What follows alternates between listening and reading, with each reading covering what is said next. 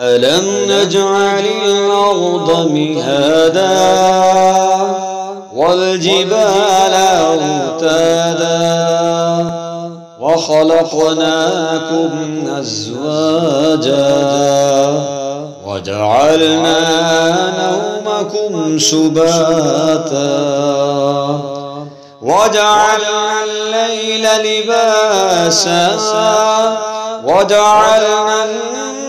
النهار معاشا وبنينا فوقكم سبعا شدادا وجعلنا